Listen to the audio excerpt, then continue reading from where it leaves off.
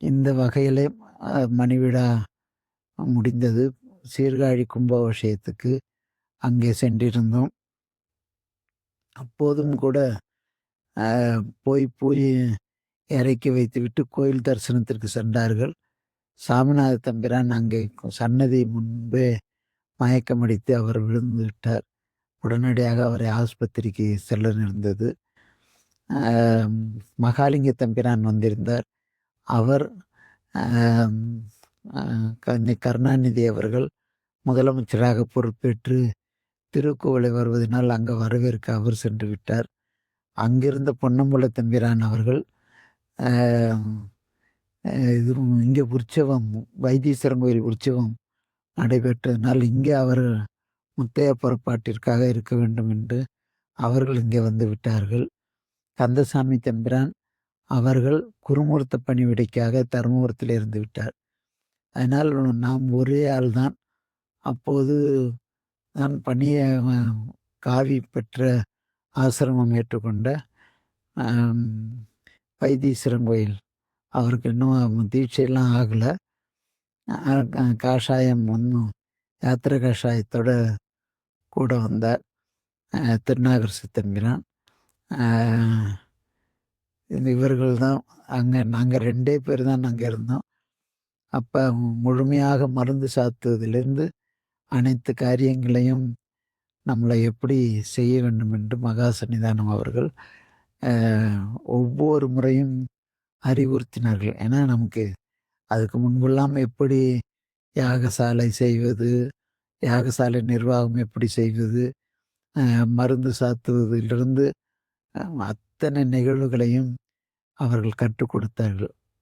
அங்கே மருந்து சாத்தி கொண்டிருந்த போது அம்பாள் கொஞ்சம் பின்பக்கம் சாய்ந்து இருக்கும். போன 25வது சன்னிதானம் காலத்திலும் கூட அப்படித்தான் இருந்ததுதான். அப்போ அதை நிமிர்க்க பார்த்தார்கள், நிமிர்க்க முடியவில்லை. அந்த கீழே பதிய வைக்கின்ற கூம்பு இதுவாக இருக்கும். அதை எடுக்க முடியாமல் அப்படியே வைத்துக்கிட்டார்கள்.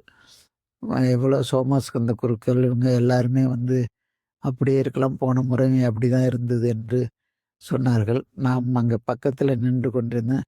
ஏய் திருப்பனந்தாள் இங்கே வா அப்படின்னு கூப்பிட்டாங்க. சாமி அப்படின்னு.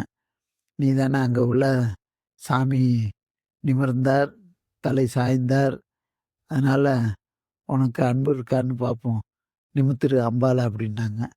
இது என்னடா வம்பா போச்சேன்னு நினச்சிட்டு சாமின்ட்டு போய் பக்கத்தில் நின்று இல்லை எல்லாரும் சொல்கிறாங்க அப்படியே இருக்கலான்னு அப்படின்னு. உன்கிட்ட உண்மையான அன்பு இல்லைன்னு அர்த்தம் அப்படின்னு. சன்னியானமே இப்போ இவ்வளோ நேரம் முயற்சி பண்ணிச்சுன்னு அப்படி சொன்னோடனே அவங்க ஒரு சிரிப்பு சிரிச்சுட்டு சரி முடியாதா அப்படின்னா பார்க்கலாம் அப்படின்னு சொல்லிட்டு அப்படியே சமாளிச்சுக்கிட்டே நைஸாக மற்றவங்கள பேச விட்டுட்டு நான் வெளியில் வந்துட்டேன். திரும்பி அப்புறம் அதே நிலையிலே தான் வைத்து உடனே அப்போ அவர்கள் எவ்வளோ கருணை, என் இடுப்பில் கையை வச்சு இப்படி சாயி அப்படின்னு ஒரு பக்கம் வச்சு இப்படியே நில்லுடா அப்படின்னாங்க. ஒரு நிமிஷம் கூட என்னால் நிற்க முடியல. அப்படியே இப்படி தடுமாறுனா, இப்படி தானே அம்பாளுக்கு வலிக்கும், உனக்கு அந்த வலி தெரியலையே அப்படின்னாங்க. எனக்கு அப்படியே என்ன சொல்கிறதுன்னே தெரியல. ஏன்னா இந்த உண்மையிலேயே அந்த நூற்றாண்டில் மகா சன்னிதானம் அவர்கள் குங்குளிய கலைஞராகத்தான் இருந்திருக்க வேணுமோ என்று நன்னிய உரிமை அன்பின் ஆரூறு பாசத்தாலே திண்ணிய தொண்டர் பூட்டி செழுமை பின் திரம்பி நிற்க உண்ணுமோர் கலையனார்தாம் ஒருபாடு கண்டபோது அண்ணலார் நேரே நின்றார் அமரரும் விசும்பிலார்த்தார் என்பதற்கு ஒப்ப தாடகையினுடைய அன்புக்காக சாமி தலையை சாய்த்தார். கலையனாருடைய அன்புக்காக தலையை நிமிர்ந்தார். அரசனுடைய பரிவர்த்தனங்கள் எல்லாம் இழுத்து நிமிர்த்தி போது கூட நிமிராதவர் ஒரு ஐயனுடைய அன்புக்காக நிமிர்ந்தார் என்று சொல்லுகின்ற அந்த பாங்கு மகா சன்னிதானம் அவர்களும் அன்றைக்கு மிக சிறப்பாக வெளிப்படுத்தி காட்டினார்கள்.